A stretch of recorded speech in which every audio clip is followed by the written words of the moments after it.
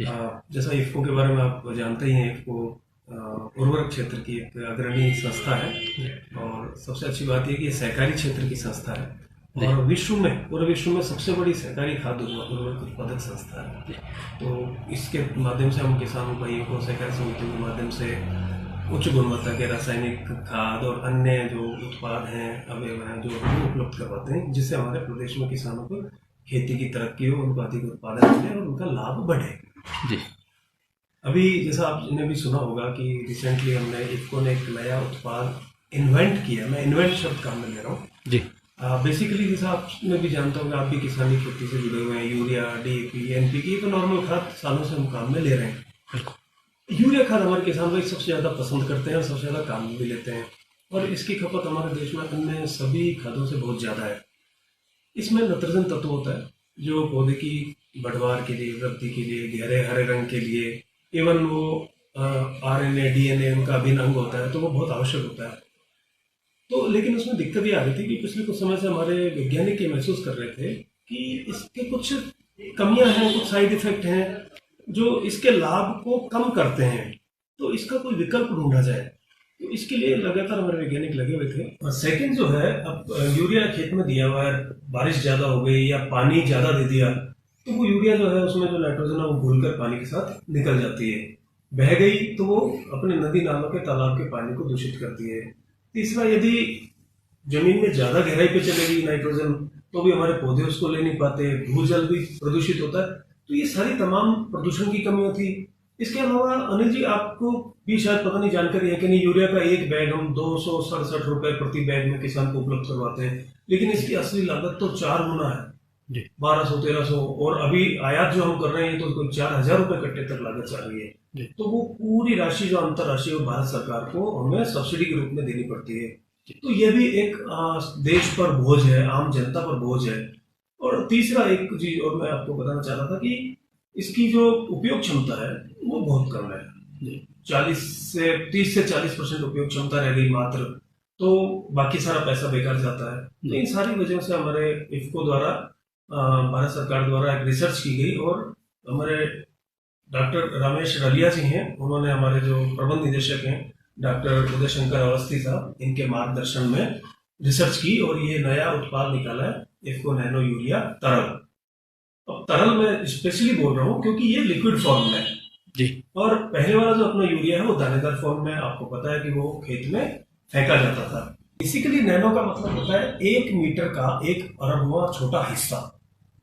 तो सामान्य यूरिया के, आप यूँ समझे, सामान्य यूरिया के एक दाने को हमने नैनो पार्टिकल में तोड़ दिया है और 1 मिलीमीटर उसका साइज माने तो हमने उसको 55,000 छोटे छोटे टुकड़ों में तोड़ दिया जी, और उससे जो नाइट्रोजन का तत्व है उसका सरफेस एरिया बढ़ गया 10,000 गुना, तो उसकी यूज एफिशिएंसी बढ़ गई।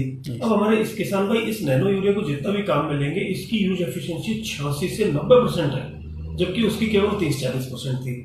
तो ये तो एक तो नैनो पार्टिकल का मतलब छोटा हो गया। और ये किस तरह काम करेगा, इसको जैसे मैंने बताया, ये खेत में फेंकने के लिए नहीं है, इसको स्प्रे से पौधों के ऊपर छिड़काव किया जाएगा और पत्तियों के द्वारा पौधा इसको ग्रहण कर लेगा।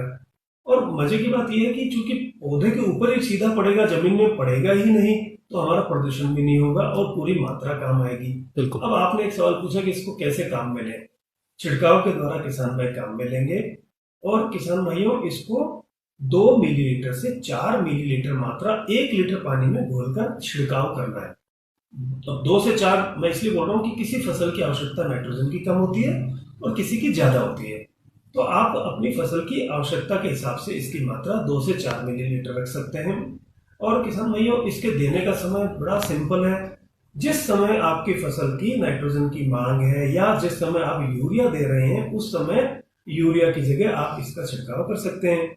और शुरुआत में मैं किसान भाइयों से भी कहता हूं कि आपको लगता है तो आप आधा यूरिया रिप्लेस कर लें, आधे को इससे छिड़काव कर लें। तो ये सामान्य सिफारिश है, जब भी वो किसान भाई काम में लें 2 से 4 मिलीलीटर और कितना 2 से 4 मिलीलीटर प्रति लीटर पानी में। और कब लेना है, जिस समय किसान भाइयों को यूरिया काम में लेना है। ये बड़ा सिंपल है। अब मैं एक चीज जरूर, हमारे चूंकि हिमाचल की बात कर रहे हैं, मैं इसके लिए अलग से भी बताना चाहूंगा हमारे, आप जानते हैं कि हमारे दूर दराज के दुर्गम पहाड़ी इलाके हैं, वहां पर यूरिया का भारी भारी कट्टा ले जाना, परिवहन करना बड़ा मुश्किल है। तो उन किसान भाइयों के लिए ये एक वरदान है कि उनको केवल एक कट्टे की जगह छोटी सी बोतल लेके जानी, किसी थैले में 2 बोतल 4 बोतल आराम से ले जा सकते हैं। और इसके छिड़काव के लिए भी मैं बताऊं किसान भाइयों को कि अलग से इसका छिड़काव करने की या खर्चा करने की जरूरत नहीं है। आप अपने खेत में, फसल में जो दूसरे कोई खाद या दवाई छिड़क रहे हैं, आप उसके साथ मिलाकर भी इसको छिड़क सकते हैं।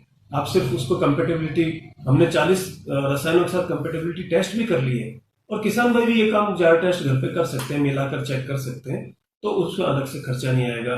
और आपके नजदीकी जो सहकारी समिति जहां पे भी आपको नैनो यूरिया मिलेगा, वहां पर इफ्को द्वारा एक स्प्रे पंप निःशुल्क दे दिया गया है। वहां से आप ले जा सकते हैं, स्प्रे करें, वापस रख दें, ताकि आपका दूसरा किसान भाई के काम आएगा। और मैं बीच में बात कर रहा था सेव की। सेव में इसका उपयोग कब करें, मैं स्पेसिफिक बता देता हूँ। सेव में पी स्टेज आती है, फिर चेरी स्टेज और वालनट स्टेज, तीनों ही स्टेज पर इसका स्प्रे किया जा सकता है। सामान्य तौर पर हमारे किसान भाई सेव में 200 लीटर की टंकी पे मिला के छिड़काव करते हैं। तो 200 लीटर की टंकी में ये एक आधा लीटर की बोतल किसान भाई मिला लें और फिर उससे अपने सेव की फसल पे स्प्रे करें, तो बहुत अच्छे परिणाम आएंगे। इफको एक सहकारी संस्था है, तो देश की तमाम सहकारी समितियों के मार्फत हम अपना उत्पाद विक्रय करते हैं। हिमाचल में भी करीब करीब 700-800 सहकारी समितियों जो इफको के सदस्य हैं, उन सबके द्वारा हमने सबके पास ये पहुंचा दिया है। और कई बार ऐसा होता है कि किसान के बिल्कुल पास में सहकारी समिति नहीं होती है, लेकिन निजी विक्रेता है, तो वहां पे भी हमने कोशिश की है कि कुछ निजी विक्रेताओं के द्वारा भी इसको पहुंचा दें, ताकि वहां से किसान भाइयों को लेने में दिक्कत नहीं हो। अब बात आ रही है कीमत की। तो जैसे मैं शुरू में बात कर रहा था, यूरिया के एक कट्टे की लागत 1000-1200 आती है। अभी आज में तो आयातित 4000 तक पहुंचा हुआ है। उसकी तुलना में इसकी कीमत केवल 240 रुपए, यानी यूरिया के कट्टे से भी 10% कम। और आपको आश्चर्य होगा कि इस पे किसी तरह की कोई सब्सिडी दे नहीं है। इसके उपयोग करने से हमारे किसान भाई इसको उपयोग करेंगे, तो मुझे हमें आशा है कि देश भर में हम कम से कम 40-50 हजार करोड़ रुपए की बचत हमारे सरकार को, सरकार के माध्यम से हमें, आप सबको, हमारे किसानों को होगी। तो मेरा सभी किसान भाइयों से आग्रह है कि वो इसको अपनाएं और इनको निश्चित रूप से लाभ